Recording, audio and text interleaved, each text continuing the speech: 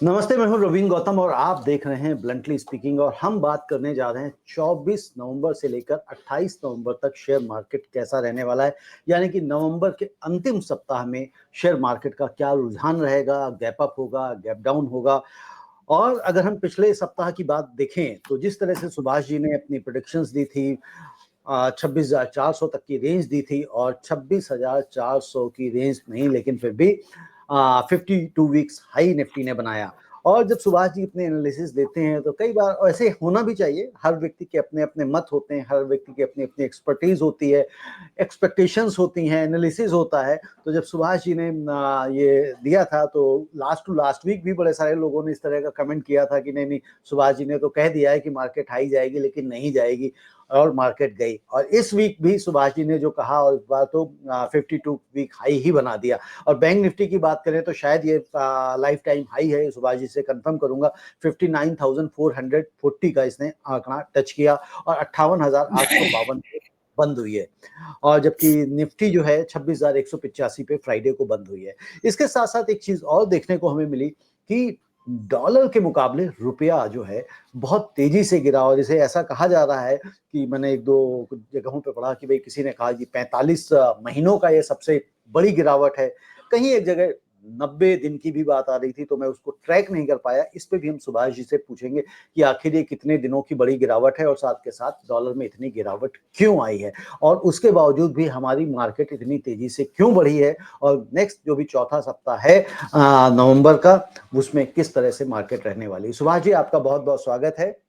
बहुत बहुत धन्यवाद रविंदर जी। सभी व्यूवर्स का भी बहुत बहुत धन्यवाद जो मुझे फॉलो करते हैं। जी, हाँ जी। तो सुभाष जी, सबसे पहले इससे चलते हैं। जो डॉलर में गिरावट आई है, इतनी ज्यादा आ गई, मतलब रुपए में गिरावट आई है डॉलर के मुकाबले, तो इतनी बड़ी गिरावट के पीछे क्या कारण है? देखिए रविंदर जी, जब है ना बीच के अंदर ये हुआ था कि फेड रेट जो है 39% पे आ गया था। चांसेस कि इसका फेड रेट दिसंबर में कट होगा या नहीं होगा, है ना। जी। तो उसमें ये था 39% चांसेस थे कि कट होगा और ज्यादा चांसेस थे कि कट नहीं होगा। तो रुपए डेप्रिशिएट हो गया और ये क्रूड के प्राइसेस, क्योंकि जब डॉलर स्ट्रोंग होता है तो ये सब चीजें, गोल्ड है वो गिर गए और क्रूड भी गिर गया। और क्रूड का गिरने का तो खैर एक कारण और भी था कि पीस का जो इजराइल और रसिया का एक प्रपोजल ट्रंप ने और दिया है, पीस प्रपोजल। तो उससे भी यदि जियो पॉलिटिकल रिस्क खत्म होता है तो क्रूड के प्राइसेस नीचे आ जाएंगे। तो क्रूड के ओके। प्राइसेस भी नीचे आए, तो ये भी एक कारण रहा है। लेकिन रुपए हमारा डेप्रिशिएट हो गया और डॉलर स्ट्रोंग होने की वजह से। लेकिन अभी क्या हुआ कि न्यूयॉर्क में एक प्रेसिडेंट है, न्यूयॉर्क का, जॉन विलियम, जी। और वोटिंग गवर्नर, मेंबर भी है फेड के अंदर, है ना। न्यूयॉर्क का गवर्नर। नहीं, गवर्नर नहीं है, प्रेसिडेंट है, न्यूयॉर्क फेड का प्रेसिडेंट है। अच्छा, न्यूयॉर्क फेड का प्रेसिडेंट हाँ। है जी। तो उसकी वोटिंग राइट भी है, वोटिंग मेंबर भी है। तो उसने ये कहा है कि रेट कट पॉसिबल है। तो उससे फिर दोबारा से 72% चांस रेट कट के हो गए हैं। ओके। तो अभी क्या है कि अनसर्टेनिटी बहुत है यूएस की पॉलिसी में। कभी लगता है कि रेट कट होगा, कभी लगता है नहीं होगा, तो मार्केट वोलेटाइल रह रहा है। तो ये जी। अभी बहुत अनसर्टेनिटी है। और ये फेड का कब है मीटिंग? ये दिसंबर में है, डेट एग्जैक्टली ओके। मुझे, हाँ, ठीक है, इंडिया ठीक है, की भी ठीक है। दिसंबर में है और उनकी भी और दिसंबर में। उनके लिए ओके। तो इससे सुभाष जी, जिस तरह से डॉलर के मुकाबले रुपया कमजोर हुआ है, तो इससे तो यहाँ के जो भारतीय एक्सपोर्टर्स हैं उनको समस्या आएगी क्या? देखिए, आ, नहीं, समस्या तो क्या होनी है, मतलब, और वैसे भी इतना कोई ज्यादा नहीं हुआ है। और ये थोड़ा सा अभी जैसे चांसेस इसने कहा है, न्यूयॉर्क के जो फेड प्रेसिडेंट ने, जॉन विलियम ने, तो इससे अगेन 72% पॉसिबिलिटी हो गई है कि रेट कट होगा। तो ओके, ओके। हो सकता है। हाँ, हो आने वाले सकता है। टाइम तो में। जी, बिल्कुल ठीक है सुभाष जी। तो सुभाष जी अब एक चीज़ अब ये भी थोड़ा-सा समझाइए हमारे दर्शकों को, एक तरफ तो रुपये में इतनी तगड़ी तगड़ी गिरावट आई और दूसरी तरफ हमारा शेयर मार्केट इतनी तेज़ी से उछल के भागा है, उसके पीछे क्या कारण रहे हैं? देखिए, डोमेस्टिक जो फैक्टर्स है वो स्ट्रोंग है नहीं? और जैसे सेकंड क्वार्टर के भी जो रिजल्ट है वो जी। टोटलिटी में हम देखेंगे तो स्ट्रोंग ही आए हैं, एक्सपेक्टेड से स्ट्रोंग है। और हुँ, एक्सपेक्टेशन थर्ड क्वार्टर की बहुत बेटर है, क्योंकि ओके। हाँ, जीएसटी जो रेट कट हुआ था उसका भी प्रभाव रहेगा। इन्फ्लेशन बहुत ईज हो गई है, इसका भी प्रभाव रहेगा। और आरबीआई ने जैसे इन्फ्लेशन का भी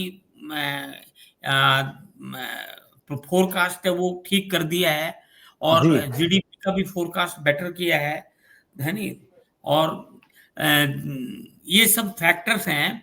और जो इन्होंने इनडायरेक्ट टैक्स जो जीएसटी घटाया था रेट, और डायरेक्ट टैक्स जो घटाए थे, है ना? फेस्टिव सीजन है तो जीएसटी कलेक्शन प्रॉपर हुआ है। तो ये सब डोमेस्टिक फैक्टर जो है ना ये सारे स्ट्रोंग है। तो इससे लगता है कि भाई ये और जो इंडिया ट्रेड रिलेशन है इससे यूएस से, इसके अंदर भी ऑप्टिमिज्म बढ़ रहा है कि ये हो जाएगा। तो ये सब और जो इनका सेलिंग है इसमें भी वो पेनी सेलिंग हैवी सेलिंग चल रही थी, वो नहीं है इतनी एफपीआई की। जैसे मैं आपको एफआईएस राइट। फिगर हूँ। हाँ जी। जी, जी। तो जैसे पूरे वीक के अंदर सिर्फ 188 करोड़ की सेलिंग हुई है अच्छा, मात्र? मात्र, है ना? ओके। जबकि फ्राइडे को 1766 करोड़ की हुई थी। अदरवाइज हुँ, ये पूरे वीक में पॉजिटिव रहता। जी, और जी। यदि डोमेस्टिक की हम देखें तो एसआईपी हमारा जो है ना म्यूचुअल फंड में, वो फ्लो बहुत अच्छा आ रहा है। तो उससे कंटिन्यूअस बाइंग बन रही है म्यूचुअल फंडों की, इनकी। वो एसआईपी का फ्लो ऑल टाइम हाई जा रहा है, 29,000 करोड़ के आसपास चल रहा है पर मंथ। और हुँ, तो जो डोमेस्टिक इंस्टीट्यूशन की बाइंग थी वो 12,969 करोड़ है। पूरे साल में डोमेस्टिक इंस्टीट्यूशंस की बाइंग देखें तो 6,82,000 करोड़ है। और एफआई की सेलिंग देखें तो 2,54,000 करोड़ है। ये अभी तक मैं बता रहा हूँ फिगर ईयर बिल्कुल ठीक टिल। है। बिल्कुल ठीक है। सुभाष जी एक चीज़ और मैं थोड़ा-सा समझना चाहता हूँ। एक तो मैं अभी ये भी समझूँगा कि बैंक निफ्टी ने जो है ना लाइफ टाइम हाई कैसे बनाया और क्या-क्या इसके कारण रहे? क्यों बैंक इतना मजबूत होता जा रहा है? साथ में साथ अगर निफ्टी की हम बात करें तो निफ्टी में जो तेज़ी हमने देखने को मिली तो इसमें से कौन से सेक्टर्स ज़्यादा कंट्रीब्यूट किया है किन सेक्टर्स ने? देखिए, यदि मैं निफ्टी की बात करूं तो वैसे तो ओवरऑल मैंने जैसे पिछली बार आपको बताया था कि लार्ज कैप बढ़ेंगे और मिड कैप में और स्मॉल कैप में करेक्शन रहेगी, है नहीं? जी। क्योंकि वो अपने अर्निंग के हिसाब से उनकी पीई बहुत हाई है और इनकी जी। पीई बहुत कम है। और आईटी सेक्टर पिछले वीक नेट में 1.6% बढ़ा है। हुँ, आईटी सेक्टर, ऑटो सेक्टर 1% बढ़ा है, बैंक 0.6% पूरे वीक के अंदर बढ़ा है, रियल्टी घटा है 3.7%, मेटल घटा है 3.3%, मीडिया घटा है 2.4%। ओके। तो ये जो सेक्टर तो घटे हैं। बाकी जो है बीएससी मिड कैप, ये और स्मॉल कैप, ये 1% से 2% घटा है ना? ओके। तो और ये अपना जो निफ्टी 50 है ये 0.61% बढ़ा है। बिल्कुल ठीक है। सुभाष जी हाँ। एक चीज़ और मतलब इस पे मैं समझना चाहूँगा जिस तरह से बैंक निफ्टी ने 59,440 का आंकड़ा टच किया है, नंबर्स टच किए हैं। तो ये बैंकिंग सेक्टर पिछले कई सप्ताह से देखें तो जो बैंक निफ्टी है ये काफ़ी मजबूती से आगे बढ़ रही है। तो इसके पीछे क्या बैंक सेक्टर जो बैंकिंग है हमारी वो मजबूत होती जा रही है? क्या बैंकिंग में मतलब अगर इन्वेस्ट करना ज़्यादा आज की तारीख में सेफ है? ज़्यादा उसमें ग्रोथ दिखाई दे रही है? देखिए, एक तो जो आरबीआई की मॉनेटरी पॉलिसी आई थी पिछली बार, उन्होंने बैंकों की लिमिटें शेयर के अगेंस्ट है वो बढ़ा दी थी, कॉर्पोरेट को लिमिट बढ़ा दी थी, वो क्रेडिट ज़्यादा दे सकते हैं। इनके एनपीए बहुत कम रह गए हैं, एसेट क्वालिटी बहुत बेटर हुई है, कंट्रोल बहुत बेटर है। और आरबीआई वो सारे स्टेप ले रही है जो कि बैंक का एक हेल्दी बैंक के लिए जरूरी है। ओके। कंसोलिडेशन करना है तो कंसोलिडेशन कर रहे हैं, कोई रिफॉर्म्स करना है तो बैंकिंग सेक्टर में वो रिफॉर्म्स भी तेजी से कर रहे हैं। और बैंकिंग सेक्टर पूरी तरह से दबा हुआ था, पीएसयू शेयर काफी दबे हुए थे। पीएसयू शेयर अभी भी बहुत उनमें पोटेंशियल है बढ़ने के लिए, तो इसलिए बैंकिंग सेक्टर अच्छा खासा तेजी पे चल रहा है, और इसलिए बैंकिंग सेक्टर हमें अभी भी लग रहा है और ऊंचाई पकड़ सकता है। पकड़ सकता है। सुभाष जी, एक चीज और मैं पूछना चाहूंगा, मतलब ये थोड़ा सा अलग हटके सवाल है लेकिन फाइनेंस सेक्टर हम्म। का ही है, और शेयर का जो आप अभी एनालिसिस और जो रेंज देने वाले हैं बैंक निफ्टी और निफ्टी की, वो भी लेता हूँ कि क्या मतलब कुछ लोग मतलब ये भी चर्चा करते हैं कि अगर जितने सरकारी बैंक हैं इनका मर्जर हो जाए और ये सारी बैंक्स एक हो जाएं तो उससे लोगों को लोन देना भी आसान हो जाएगा और भी कामकाज आसान हो जाएंगे, और बैंक्स जो घाटे में काम कर रहे हैं वो मुनाफे में बदल जाएंगे और ज्यादा अच्छा वो कर सकेंगे। इससे आप इसको किस तरह से देखते हैं? देखो, रैशनलाइज तो आरबीआई टाइम टू टाइम करता है, ऐसे कि भी सारे बैंक इकट्ठे कर ले, क्योंकि उसमें बहुत सारे चैलेंजेस हैं। यानी तो वो इतना आसान नहीं है कि सभी पीएसयू बैंक को एक बैंक बना दिया जाए। उसका एडवांटेज कितना निकल के आएगा, ये बहुत सारे फैक्टर पर डिपेंड करता है। बाकी जो लॉस मेकिंग है और उनको या तो बंद कर रही है आरबीआई या किसी में मर्ज कर रही है, तो ये रिफॉर्म्स चल रहे हैं टाइम टू टाइम। और जी। जो वो सारे फैक्टर डिसाइड करके ही आरबीआई इसमें डिसीजन लेती है। और क्योंकि बहुत सारे फैक्टर्स हैं, अभी जैसे प्राइवेटली बहुत बैंकों की स्टेक दे दिया है, तो बैंक 100% कंट्रोल में नहीं है कि आरबीआई की कंट्रोल में हो, 100% इक्विटी गवर्नमेंट के पास हो, क्योंकि टाइम टू टाइम डिसइन्वेस्ट भी हुआ है। तो उससे क्या है कि एक कॉर्पोरेट कल्चर की तरफ से वो प्रपोजल देते हैं, वो पास होता है, उस हिसाब से उसको करते हैं। ये सोशल बेनिफिट के हिसाब से पूरी तरह डिसीजन नहीं लिया जा सकता। बिल्कुल ठीक है, सोशल बेनिफिट के हिसाब से पूरी तरह से डिसीजन नहीं लिया जा सकता है। अब सुभाष जी, अगर हम नेक्स्ट वीक देखें, जो नवंबर का चौथा सप्ताह है, तो उसमें जो आपको निफ्टी है वो किस तरह से और कहां तक जाती हुई दिखाई देती है? देखिए, निफ्टी का रेंज में 26,068 क्लोज हुआ था। आपने शायद जी। ज्यादा बोल दिया था, ये हाँ, मैंने 26,185 बोल दिया। 26,185 बोल दिया था, ये छब्बीस हजार जी। अड़सठ क्लोज हुआ है। तो ठीक है। हाँ, तो रेंज में 25,800 से 26,600 दे रहा हूँ। इस बार 1000 की बजाय 800 की रेंज दे रहा हूँ, ठीक है है। ना।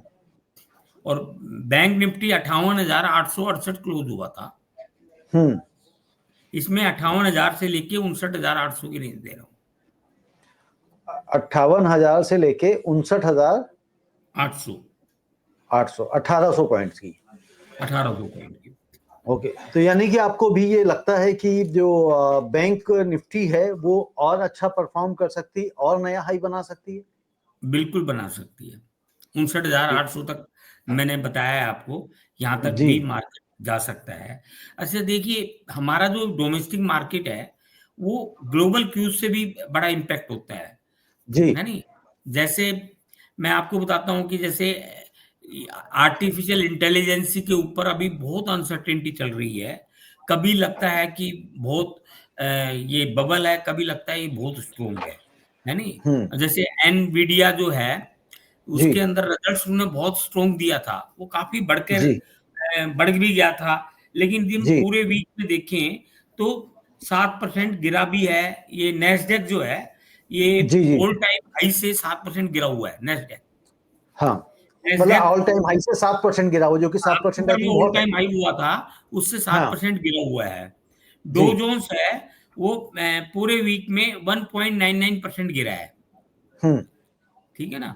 और S&P 500 भी 2% के करीब गिरा है, क्योंकि वहां पे बहुत सारे जो ये एआई के अंदर बहुत इन्वेस्टमेंट हो रही है, मैसिव इन्वेस्टमेंट। और वहां पे डिबेट चल रही है कि भाई ये बबल तो नहीं है या फंडामेंटल है, और दोनों हम्म। व्यूज निकल के आ रहे हैं, हम्म। है ना। बिल्कुल ठीक है। तो सुभाष जी, अगर हम, मैं जैसे आपने कहा कि भाई जो ये निफ्टी, बैंक निफ्टी है 59,800 तक का मतलब आपने रेंज दी है ताकि वहां तक जाने हाँ की जी, हाँ जी। संभावना आपको दिखाई देती है। तो सुभाष जी, इसके पीछे मतलब आपको इतना स्ट्रॉन्ग कन्विक्शन क्यों दिखाई देता है कि बैंक निफ्टी अभी और आगे जा सकता है? कौन से ऐसे कारण हैं जो आपको दिखाई दे रहा है कि भाई जो बैंक निफ्टी है ये इन कारणों की वजह से और नया लाइफ टाइम हाई बना सकती है और ऊपर जा सकती है? देखिए, अभी भी पी जो है ना, पीएसयू बैंक के कम है। दूसरा, गवर्नमेंट जो है ना, पीएसयू बैंक को एफआई की लिमिट बढ़ा रही है, हम्म। पीएसयू बैंकों की। जी। तो उससे उनकी बाइंग आएगी, और ये जिस दिन बढ़ गई तो मार्केट में और तेजी पकड़ेगी पीएसयू बैंकों के। एक तो ओके। ये बहुत बड़ा कारण है। दूसरा ये है कि इनकी हेल्थ अच्छी है, एनपीए कम है, जी ग्रोस एनपीए, नेट एनपीए बहुत कंट्रोल में है, प्रॉफिटेबिलिटी बेटर है, पीई अभी भी कम है, पीएसयू बैंकों की काफी कम है, अभी बहुत उसमें स्कोप है। और जो एक्सपेंशन बैंकों का बहुत जबरदस्त हो रहा है नहीं, तो लिमिटेड वगैरह बढ़ाई है, इससे भी फर्क पड़ा है, और स्केल कर सकते बैंक, तो इसलिए इनके रिजल्ट्स और बेटर हो सकते हैं। और सेक्टर ग्रोइंग है हमारा, कैपिटल एक्सपेंडिचर बढ़ रहा है, डिमांड, लोकल डिमांड बहुत अच्छी जा रही है नहीं, तो इकोनॉमी बेटर कर रही है, बाहर से इन्वेस्टमेंट ठीक है, ये एफपीआई की जो सेलिंग भी हो रही है, लेकिन प्राइमरी मार्केट में एफपीआई इन्वेस्ट भी कर रहे हैं, और नए जी। नए तरफ इन्वेस्टर भी आ रहे हैं। तो इन सब तो का टोटलिटी में इफेक्ट यही है कि टोटलिटी बैंकिंग। में इफेक्ट है कि भाई बैंक मजबूत है। सुभाष जी, एक मैं दर्शकों के लिए प्रश्न पूछना चाहता हूं आपसे कि जैसे आपने कहा कि भाई ये जो पीएसयू बैंक है इनका पीई अभी भी कम है, तो जब पीई कम होता है तो उसका मार्केट पे या उसके शेयर पे क्या असर पड़ता है और कैसे पड़ता है? देखो, पीवी का मैं थोड़ा सा एग्जांपल समझाता हूँ। जी। मान लो एक कंपनी है, उसका 100 करोड़ का प्रॉफिट है, जी। ठीक है, तो उसका रेट, यदि 1,000 करोड़ मार्केट कैप है, तो हम्म। पीई 10 होगा। ठीक है। जब 100 करोड़ को 10 से मल्टीप्लाई करो तो 1,000 हम्म। करोड़ आता है। यदि बिल्कुल ठीक है। यदि पी 15 कर दोगे तो 1,500 करोड़ का मार्केट कैप हो जाएगा। मतलब ठीक है। यदि, तो इसका मतलब पी 15 हो गया। हम्म। इंडस्ट्री का पी क्या है और पर्टिकुलर कंपनी का क्या है, इस पे कई बार डिपेंड करता है। ओके। बैंकिंग स्टॉक में जैसे प्राइवेट बैंक है, उनका पी ज्यादा है, और पीएसयू बैंक का पी कम है। तो वो पी से, मतलब यदि 15 पी है और मान लो 20 इंडस्ट्री का पी है, तो अभी जी। उसमें बढ़ने के चांसेस है। ओके। तो ये मतलब जब भी अगर एक तरह से ये भी मतलब कहते हैं ना, जो हम फाइनेंशियल लिटरेसी की बात करते हैं तो ये दर्शकों के लिए भी पॉइंट हो जाता है कि भाई अगर किसी स्टॉक में जाना है, कोई शेयर परचेज करना है, बाई करना है, तो उसका पी रेशियो भी उनको देखना चाहिए और उसके अकॉर्डिंग भी उनको अपने जो डिसीजंस हैं वो लिए जा सकते हैं। बिल्कुल। बिल्कुल। तो सुभाष जी, एक और लास्ट क्वेश्चन, मतलब दो लास्ट क्वेश्चन है ना, तो मतलब वैसे लास्ट तो हमेशा एक ही होता है, बट सेकंड हाँ, लास्ट और लास्ट कर लेते हैं इसको। ठीक है जी। तो सेकंड लास्ट तो ये है कि जो क्रूड ऑयल में भी गिरावट आई है, तो ये जो गिरावट है ये थोड़े समय के लिए ही आई है, वो डॉलर की वजह से आ गई है, या इसका कोई दूसरा और इम्पैक्ट भी है, और आगे इसको हम किस तरह से देखें? देखिए, जब भी डॉलर एप्रिशिएट होता है, मान लो इंटरेस्ट रेट नहीं कट करते हैं, तो पैसा जो है ना, अमर्जिंग मार्केट से यूएस में चला जाएगा, क्योंकि वहाँ इंटरेस्ट रेट हाई हाई है, और बाकी कंट्रीज में कम है, तो पैसा वहाँ शिफ्ट हो जाता है, तो डॉलर हम्म। स्ट्रोंग हो जाता है। जब भी डॉलर स्ट्रोंग होता है, तो ये क्रूड के प्राइसेस और ये घटते हैं। और दूसरा, जैसे मैंने कहा, पीस प्रपोजल दिया है यूक्रेन का और इसका, रशिया का, रशिया। जी। यूएस ने, तो इससे थोड़ा ऑप्टिमिज्म बढ़ा है कि यदि पीस दोबारा से, चलो पीस हो जाएगी इनमें, तो अगेन क्रूड के आगे प्राइसेस सब फिर चीजें सप्लाई बेहतर आ हो जाएंगी, जाएगी, बिल्कुल जी। जो रिस्ट्रिक्शंस है उनकी सप्लाई मार्केट में आ जाएगी, आ तो इसको जाएंगी। इस पर डिपेंड करता है। ओके। ओके। ठीक है। अब एक लास्ट क्वेश्चन, ये तो सेकंड लास्ट हो गया, और लास्ट ये है कि जो गोल्ड है, गोल्ड का अभी एज ऑफ नाउ क्या स्टेटस है? देखिए, गोल्ड में क्या हो रहा है, ये गोल्ड ईटीएफ होते हैं ना, वो लोग इन्वेस्टमेंट के एंगल से खरीदते हैं, और जी। ईटीएफ के पास गोल्ड रहता है इक्वल जी। और आपको एक डीमैट अकाउंट की तरह से आपको एक इलेक्ट्रॉनिक रसीद मिल जाती है कि भाई आप you are holding that much gold. अब इन्वेस्टमेंट आसान हो गया। पहले फिजिकल गोल्ड लेते थे तो उसमें कोई भी फॉर्म में लोगे, मान लो आपने क्वाइन ले लिया तो उसमें मेकिंग चार्जेस हो गए, तो आपका जी नुकसान था। जब बेचोगे तो उसका कम में बिकता था, और लेने क्या में और सेलिंग में भी तो ये ईटीएफ में जो होता है ना, ये इसके अंदर कॉस्ट बहुत कम है, और इसमें कोई बिल्कुल, मतलब उसमें मेकिंग चार्जेस होल्डिंग वगैरह कॉस्ट भी नहीं कुछ भी है नहीं कि है। आप अगर गोल्ड कॉइन ले रहे हो या गोल्ड बाल ले रहे हो हाँ, तो उसको और कोई टैक्स वगैरह जीएसटी वगैरह जैसे जब आप फिजिकल गोल्ड लेते हो तो उसमें टैक्स का टैक्स भी एलिमेंट भी लग आ जाता जाता है, है। तो जी इसमें इतना नहीं रहता। तो ये ईटीएफ बहुत फेमस, जैसे ही गोल्ड बढ़ा तो आम पब्लिक बाइंग करने लग गई ईटीएफ, और हम्म बड़ी तेजी से ईटीएफ में गोल्ड वहां पे जी हाँ बाइंग आ गई। इन्वेस्टमेंट हुआ है। हम्म तो इसी प्रकार दूसरे कंट्रीज के अंदर भी, चाइना भी, और हमारे जो आरबीआई है, ये गवर्नमेंट है, इन्होंने भी अपना रिजर्व्स के अंदर गोल्ड को लिया है यूएस ट्रेजरी बॉन्ड को बेच के। तो दूसरे कंट्रीज भी यूएस ट्रेजरी बॉन्ड को बेच के और गोल्ड को लिया है। तो इससे क्या है कि गोल्ड सिल्वर की बाइंग आ गई, हम्म और ये तेज हो गया। और कुछ मुझे लगता है स्पेकुलेटर भी इसके अंदर, जब कोई चीज बढ़ती है तो स्पेकुलेटर भी स्पेकुलेशन में आ जाते हैं, और वो सपोर्ट से तेज, क्योंकि प्राइस क्या होनी चाहिए ये तो सेंटिमेंटल गेम है। तो स्पेकुलेटर भी इसका फायदा उठाते हैं, और गोल्ड को अभी गोल्ड सिल्वर दोनों अच्छा खासा तेजी पर चल रहा है। और ये मैं ये नहीं कह सकता कि ये अभी तेज है या मंदा है, क्यों? क्योंकि ये गेम डिफरेंट टाइप का है, फंडामेंटल पर नहीं हम्म रहा। ये डिमांड सप्लाई के ऊपर है, कब तक डिमांड इसकी बढ़ती रहेगी, वन नेवर नोज। जब आम पब्लिक ओके खरीदना शुरू कर देती ना, तो डिमांड हम्म ऑटोमेटिक बहुत बढ़ जाती है। और इंडिया ऑटोमेटिकली में, बिल्कुल चाइना में पब्लिक बहुत है। अब वो गोल्ड को वो क्योंकि 50% से ऊपर दोनों ने ग्रोथ दी है इस साल, तो हम्म लोग है ना इसको ले रहे हैं कि यार इसमें गोल्ड में अच्छी अप्रिसिएशन हो रही है। बिल्कुल और जब वही होती है ना भेड़चाल भी जिसे कहते हैं ना भेड़ हमारे चाल, देश में भी बिल्कुल बहुत है। बिल्कुल भेड़ हाँ चाल है। हाँ और जैसे आपने कहा जैसे ही भेड़चाल थमेगी जैसे ही लोगों को लगेगा कि अब भेड़ को लगेगा कि अरे अब इसके अगर आगे और चलेंगे तो खाई है, तो फिर वहीं से फिर जो आप जैसे कह रहे हैं 30-35% की बड़ी गिरावट दर्ज की जा सकती है। दर्ज की जा सकती है, जब ये सट्टा जी निकल जाएगा तो फिर हाँ दर्ज हो जाएगी। असली कीमत जो है वो निकल के आएगी। सुभाष जी आपका बहुत बहुत धन्यवाद, बट आपको धन्यवाद देने से पहले मैं निफ्टी और बैंक निफ्टी की रेंज रिपीट कर देना चाहता हूं दर्शकों के लिए। बैंक निफ्टी का जो आपने रेंज दिया है 25,800 से लेकर 26,600 800 पॉइंट की रेंज दी है, और बैंक निफ्टी 58,000 से लेकर 59,800 की रेंज सुभाष जी ने दी है। और दर्शकों ये जो रेंज है ये आपको खरीदने या बेचने के लिए हम सलाह नहीं देते हैं, ये सिर्फ और सिर्फ आपकी अंडरस्टैंडिंग के लिए, आपके सीखने के लिए, आपके लर्निंग के लिए है, ताकि आप समझें कि मार्केट कहाँ जाती है, कैसे जाती है, क्यों जाती है, उसके पीछे क्या कारण है। क्योंकि शेयर मार्केट को सब लोग बाहर से देखते हैं और उसको कई बार जुआ समझ लेते हैं, और जुआ समझ कर ही इसमें ट्रेड भी कर लेते हैं, इन्वेस्टमेंट भी करते हैं, जिसकी वजह से वो अपना बड़ा ही पूंजी खो देते हैं।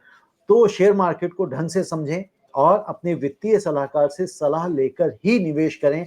और शेयर मार्केट में जो सुभाष जी का एक फलसफा है, जो फंडा है, जो मुझे बड़ा अच्छा लगा और बहुत अच्छा समझ में आया, वो ये कहते हैं कि शेयर मार्केट में शेयर तब तक नहीं बेचने होते जब तक आपको पैसे की आवश्यकता ना हो बहुत ज्यादा, नंबर 1। और नंबर 2 वो कहते हैं जब या तो कंपनी निगेटिव हो जाए, कंपनी की रिपोर्ट्स निगेटिव हो जाए, कंपनी की ग्रोथ निगेटिव हो जाए और कंपनी में कोई गलत खबर आ जाए तो ही बेचना चाहिए, अदरवाइज आप उसको लेके बैठे रहिए और आपको लंबे समय में ही पैसा मिलेगा। ऐसा ही सुभाष जी? हाँ जी, एक चीज और मैं बताना चाहता हूँ कि जी नेक्स्ट वीक में दो फिगरें आनी है। एक तो आईआईपी की फिगर आएगी, है ना, तो वो कोशिश देखें। और एक जीडीपी, सेकंड क्वार्टर की जीडीपी की फिगर आएगी। ओके तो ये दोनों इंपॉर्टेंट फिगर हैं। तो मार्केट इन दोनों पर, यदि जीडीपी की फिगर अच्छी आने की उम्मीद है, आईपी की फिगर अच्छी आने की उम्मीद है, तो दोनों फिगर बड़ी इंपॉर्टेंट है, और दोनों देख के आप फिर उसके हिसाब से डिसीजन लें। बिल्कुल ठीक बात है, उसी हिसाब से डिसीजन ले। और नेक्स्ट वीक सुभाष जी मुझे भी ये ध्यान आ गया है, वैसे मैंने एक बार और चर्चा करी थी, नेक्स्ट वीक मैं आपसे सवाल जरूर पूछूंगा कि भाई शेयर मार्केट को देखने के लिए, समझने के लिए कौन कौन सी फिगर्स हैं, कौन कौन सा जो डेटा है वो बहुत इंपॉर्टेंट होता है, जिसको निवेशकों को ध्यान में रखना चाहिए, देखना चाहिए और पढ़ना चाहिए। सुभाष जी आपका बहुत बहुत धन्यवाद। धन्यवाद रविंदर जी, बहुत बहुत धन्यवाद आपका। सभी व्यूवर्स का भी बहुत बहुत धन्यवाद।